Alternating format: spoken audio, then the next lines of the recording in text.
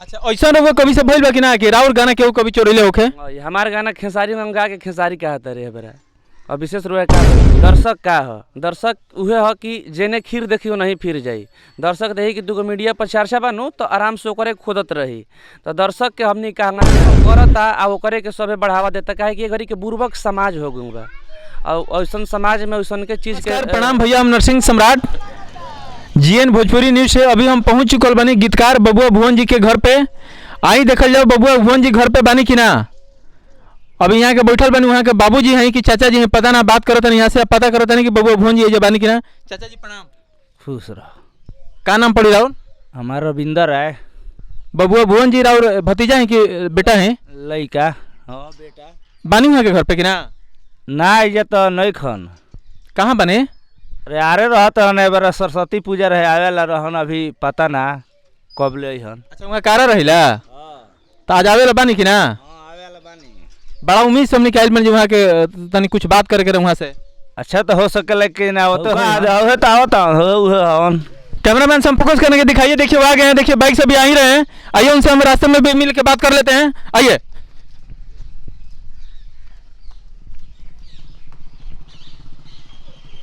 रोके रोके भैया, रोके रोके।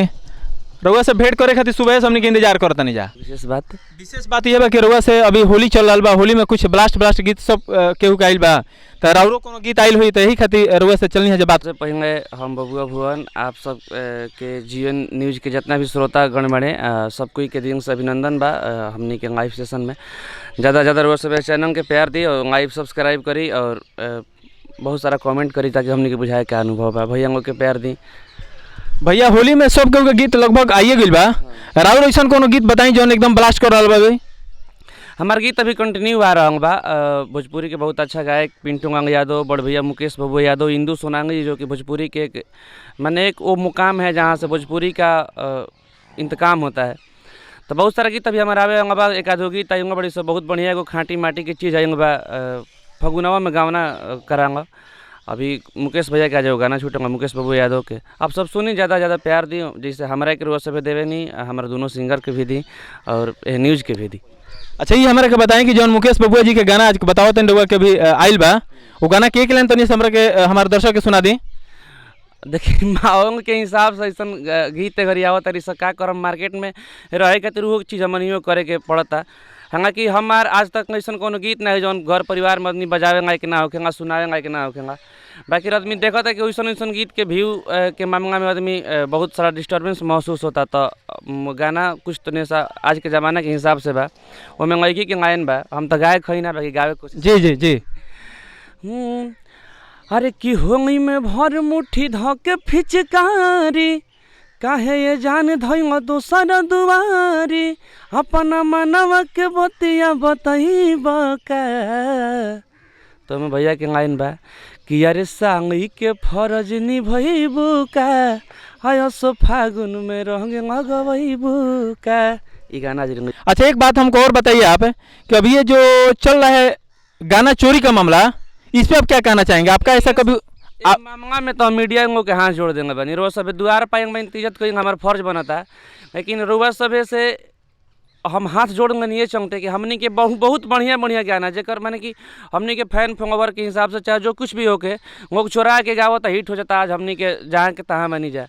बहुत सारा गाना आदमी चोरांगा सा मीडिया उस समय पर केहू ना जुटी, लेकिन जब बढ़िया कुछ करम तो उस टाइम पर केहू ना जुटी। बारू करम तो द्वार धरेंगे होता। तो विशेष सब का कहीं इंटरव्यू जब रुआएंगे तो पूछी तो बताओ, फर्ज बनते बा हमार। अच्छा, ऐसा रउआ कभी से भइल बा कि ना कि राउर गाना केहू कभी चोरैले होखे? हमार गाना खेसारी में हम गा के खेसारी कहते रहे बरा। और विशेष रुआ का बताई, दियंग नीतीश जी के साइकिल पर अभी चढ़ते बड़ा का, हम बन गई मम्मी तू पढ़ते बड़ा का। अभी फिलहाल एने बीच एगो हमारे गीत अभी 3 दिन पहले छोड़ा के गोइंगे बांगो कि हम 2017 में ही गाना गोइंगे रहे छोट लड़का से कि टिका बांगई बुधार रोजे टोकता सोनार, नथिया गई बुधार रोजे टोकता सोनार, हमार जर जाता एड़ी से कपार राजा जी। और गाना खेसारी छोड़ा गई कुछ नहीं खन कहीं खाएंगे तनिया सब कि नथिया ngayungu उधार हमके टोका तो सुनार हमारा जोर जाता है से कपार धनिया। ये क्या है भोजपुरी में? मैंने इतना कबो कबो मैंने ऐसा मांगेगा कि संगा छोड़ के सब दोसर काम आदमी करे। और हम बात क्या हमने के काई आवाज़ उठा के भी क्या कर सकते नहीं जा। हमारा के देखे वांगा 10 गोंग बने, उनकरा के देखे वांगा 10 आँख गोंग बने। हम फेसबुक पर आइबो के गरियावते बनी तो हमारे के 5 गोंग देखी और वह कह दिए कि ना उनकर गीत ना हो तुमके 50,000 गोंग देखी तो उनकर नु जीत ये बात बिल्कुल और सही बा, लेकिन ऐसे ना करे के चाहिए। ऐसे कैला से का होगा कि छोट मोट जो कलाकार बने वो कभी आगे ना बढ़ पाई हैं। अच्छा एक बात हमारे का और बताएं कि अभी भोजपुरी में जो एगो अश्लील के जो अभी मैटर चल रहा, बहुत सारा लोग कहता है कि अश्लील गाना बा, एकरा पर कुछ हमारे दर्शक के बताई रहुआ। देखिए भोजपुरी इतना मीठ भाषा है, भोजपुरी के जे सुनेगा जे गुनेगा ओकरा कहियो ही बाउर बुझेबे ना करी। मगर संगीन कहता तो कह दिए एकरा से बाउर गीत हिंदी में बड़ी सा, लेकिन हिंदी केहू ना कही काहे कि जानता नहीं जेकर नाम होखेगा नु उहे बदनाम होखेगा। आज भोजपुरी ऐसन हमनी के भाषा होके माने भयंग बटे जौन हमनी के इंडिया में ना पूरा विश्व एवं पे एकर श्रोता हो बड़े तो जरूर कुछ ना कुछ तो बात होके नु करी।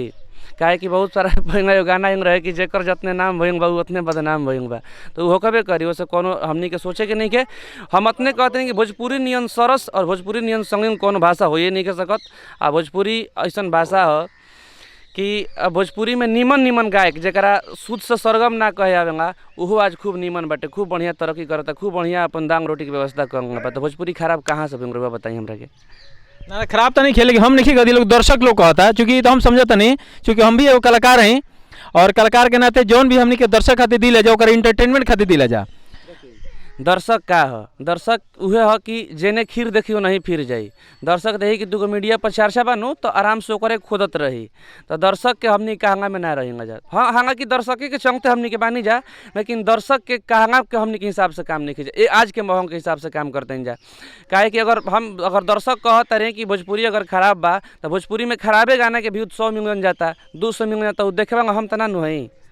हम तो भोजपुरी गाना जौन लिखेंगे हमारा खुद अपन गीत लिखेंगे हमारा सुने के टाइम नहीं के, तो आखिर दर्शक जब देखत नहीं तो व्यू जात कहाँ से बा? तो दर्शक खराब कहेगा के हमें आप खुद कर रहे हैं तो उसका भुगतना तो आपको ही पड़ेगा। तब इसके दोषी दर्शक लोग ही हैं। अगर दर्शक लोग बढ़िया गाना को पसंद करेंगे तो गीतकार रहेगा एक बढ़िया गाना ही मार्केट में देगा। अगर असली लोग सुनना पसंद करेंगे और या सुन रहे हैं तभी लोग गीतकार उस टाइप का गाना लिख रहे हैं। असली ऐसा है नहीं, लोग इंटरटेनमेंट के लिए गाना लिखते हैं। हमारे गीत आएंगे रहे बहुत साफ सुथरा गीत, ओकरा में 2-4 गोंगाइन हम रह के सुनाओ तनी। ओमे गोंगाइन रहे कि औरत एगो अपना पति के बड़ाई करत रही, कहत रही कि हमारा जिंदगी के पहिला पसंद हव हो, हे राजा तू ही तिजोरी के धन हव हो, कि दिल्ली बॉम्बे पटना चाहे झरिया बड़ो ये राजा जी, हाँ करिए बाड़ो बाकी दिल के भीतरिया बाड़ो ये राजा जी। इतना बढ़िया है गाना के व्यू आज सांग वर्ष गाना एक बा 1 मिलियन व्यू नहीं के।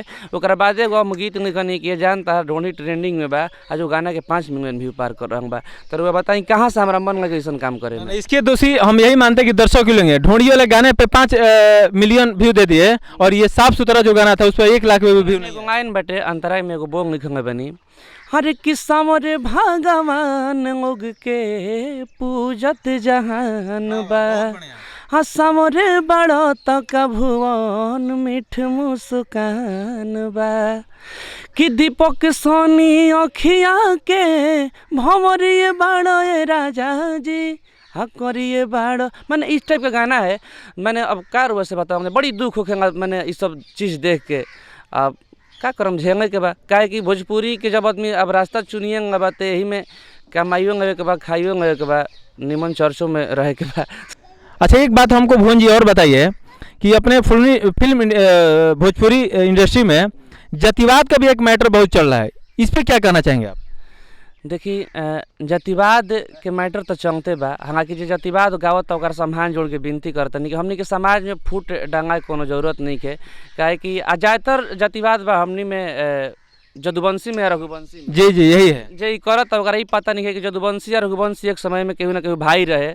आज बंटवारा भइल तबर भी हमनी के भाईचारा रहे के चाही। कलाकार के कोनो जाति ना होके, कोनो राज्य ना होके, कोनो जिला ना होके, कोनो घर ना होके, हमनी के जो है सांझ हो बिहान हो जाएगा।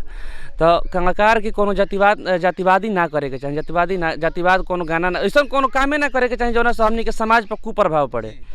लेकिन आज वो करता आ वो करे के सबे बढ़ावा देता, काहे कि घड़ी के बुर्बक समाज हो गई बा और ऐसा समाज में वैसन के चीज़ के प्रधानता दिया था।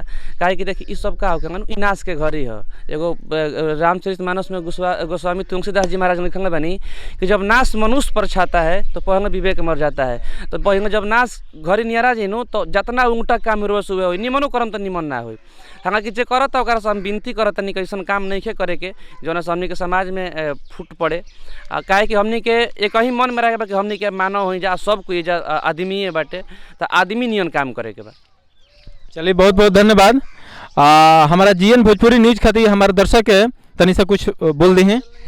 रुआ सब से विनती बा चैनल के रुआ सब बहुत ज़्यादा प्यार दी और बहुत ज़्यादा आशीर्वाद दी भैया के, और जिससे हमारा के रुआ सब सुने नहीं, हमारा गीत के रुआ सब सुने नहीं, हमारा के प्यार देवे नहीं, यह चैनल के बहुत सारा प्यार दी। बहुत बढ़िया लोग के इंटरव्यू भी आवे बा, अभी तो हमारा से स्टार्ट भइल बा। आप सबके बहुत बहुत धन्यवाद हमारा के देखे खातिर सुने खातिर। चलिए बहुत बहुत धन्यवाद। हमने खातिर समय इतना देनी, हालांकि बहुत देर से इंतजार कर दें जरा। और अभी और बाबूजी से बात भैया तो वहाँ कहने वहाँ के आ रहा था तो हमरो पता रहे कह बनी, लेकिन अभी क्लियर ना रहे कि कहाँ बनी, पटना निकल गए बनी कि मुंबई भी शायद वो जाए वाला रहे। तो सोचनी चली घर ही बैठो जी सरस्वती पूजा ले बात बाबूजी और बताइए। आज भर हम घरे बनी, फिर सुबह निकलेंगे, फिर सुबह निकल जाए। चलिए बहुत बहुत धन्यवाद। चलिए जाइए अब ब्रश व्रश करिए, नाश्ता वास्ता करें। चलिए धन्यवाद। फिर नेक्स्ट टाइम हम मिलम के और ऐसे ही कलाकार के लेके ये टाइप के अगर बात सुने के बाद और वो हमारे चैनल के सब्सक्राइब कर लें और कमेंट में कुछ सुझाव दें। तब तक धन्यवाद।